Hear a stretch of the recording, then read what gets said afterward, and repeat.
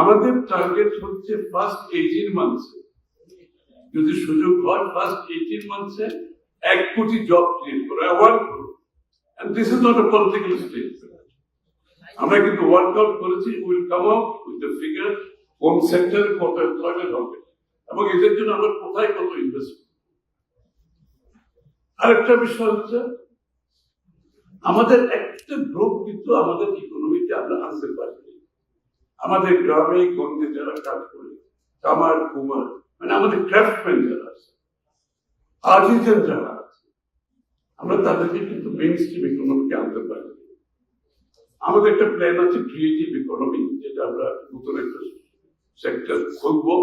Creative ইকোনমির আন্ডারে বাংলাদেশের বিভিন্ন প্রান্তরে যারা সাধারণ মানুষ আছে, যারা মেইন স্ট্রিমে আসলে ইকোনমিতে, তাদেরকে ইকোনমিতে আনার জন্য তাদের যে প্রোডাক্ট গুলো করে, product development, product design, product branding, product marketing platform, যাতে তারা সরাসরি অ্যামাজনে সরাসরি বিক্রি করতে পারে, গ্রামে বসে সরাসরি বিক্রি করতে পারে।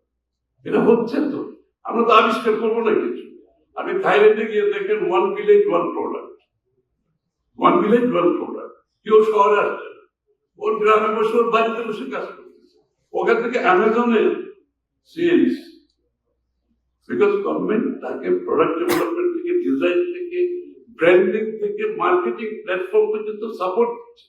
আমরা এই লোকগুলোকে আমরা ইকোনমিতে আনি নাই, আমরা মনিটাইজ করতে পারি।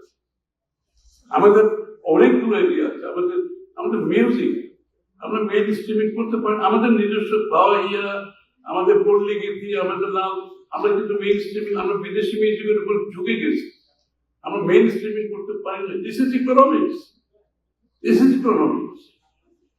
আমাদের থিয়েটার, বাংলাদেশের থিয়েটার, আমাদের সারা জীবন আমরা নাটক দেখেছি। It's a huge economy, it's a creative ইকোনমিতে, ইউকে ইকোনমিতে billions and billions of dollar through theatre.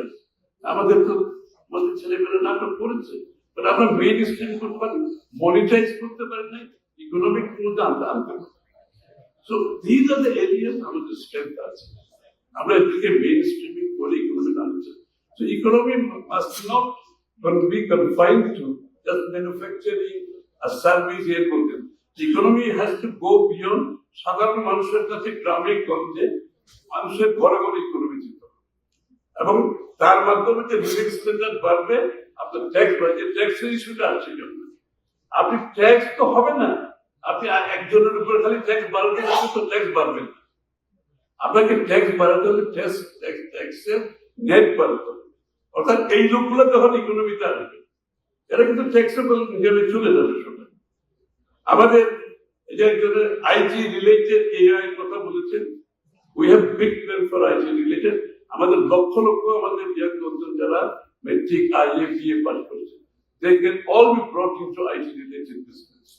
BPOs সারা দুনিয়াতে হচ্ছে, কল সেন্টার, আপনার চ্যাট সেন্টার, ডেটা সেন্টার, এগুলো তো আমরা করতে হবে বাংলাদেশে। এবং we are talking to respectful. আমরা মাইক্রোসফটের সিনিয়রদের সাথে আমরা কথা বলতেছি, we are working on this. এবং এগুলোর জন্য যে ইনভেস্টমেন্ট দরকার, আমাদের লোকজন বাঙালি যারা আছে, বাংলাদেশি যারা আছে, দে আর ম্যানেজিং বিলিয়ন ডলার পোর্টফোলিও। আমাদের বিলিয়ন, 12 বিলিয়ন পোর্টফোলিও ম্যানেজ করতেছে। চাইনাকে বিলিয়ন বিলিয়ন ইনভেস্টমেন্ট বলে আমার দেশে আমি করতে পারতেছি না। কসুমে কিছু করেন, let us give us the opportunity to come and invest in Bangladesh. They are all ready to come. তো সুতরাং we have been planned. আমার মনে হয় সবার সাথে নিয়ে আমরা কোনো দল একটা কিছু করতে পারি। এইসব জায়গায় একটা জাতীয় কনসেনসাস দরকার, সমর্থন দরকার।